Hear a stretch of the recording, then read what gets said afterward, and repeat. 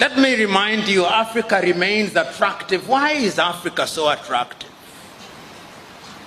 Throughout the ages, it has always been attractive. It was attractive to the Portuguese and the Spaniards, but I'm not going to say that. It was attractive to the Arabs, but I'm not going to say that. It was attractive to the Jews, but I will not say that. What I'm going to say that is attractive again.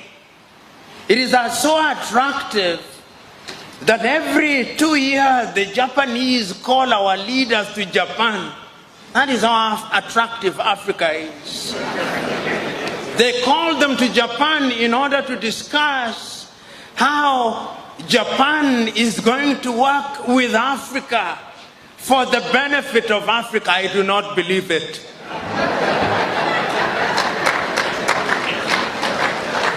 It must be for the benefit of Japan.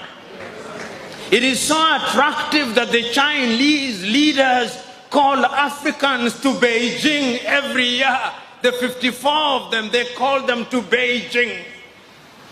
And they say this is how China is going to work for the benefit of Africa. I refuse to believe them. It must be that there is something that is being done for the benefit of Beijing. Because if I was Chinese, I would do that which is in my best interest, not in the best interest of Africans. It is so attractive that the Russians called our leaders only a few months ago in Sochi. And when they invite you to the best places. It is so interesting, so that the Russians can work with Africa for the benefit of Africa. That is how attractive Africa is. It is so attractive that the Germans also invited our leaders to Berlin.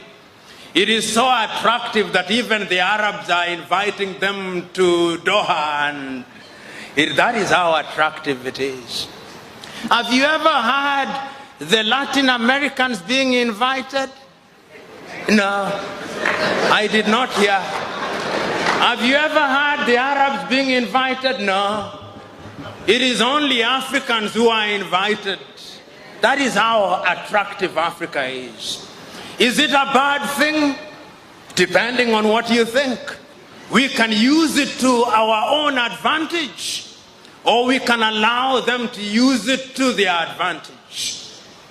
You know, when I look at Africa and I look at her in the continent, in the context of how attractive she is, another word comes to my mind called globalization. When we talk about globalization, you talk about globalization as if it were a new word. It is not. Africans were once globalized as a commodity in the slave market. We were sold everywhere in the world. That was globalization. That was globalization. Then we were globalized again through colonization. Then we were globalized again through neo-colonization. Now we are being globalized in the context of opening our markets. It is Mwalimu Julius Kambarage Nyerere who in one of his many enlightened moments said, when I hear the Europeans saying that we should open our markets in the name of globalization and they say that the rules are the same, I laugh, Mwalimu said. And he said, it is like a boxing match. The rules are the same. But you don't put a heavyweight boxer and a lightweight boxer and say the rules are the same. It is murder.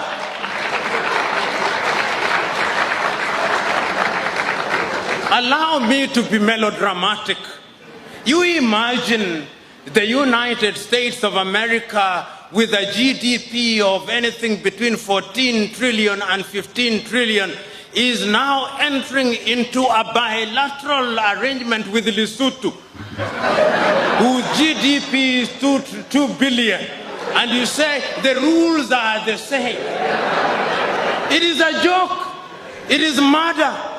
Because the revenue that is generated by the city of Los Angeles alone in one day is more than the GDP of Lesotho.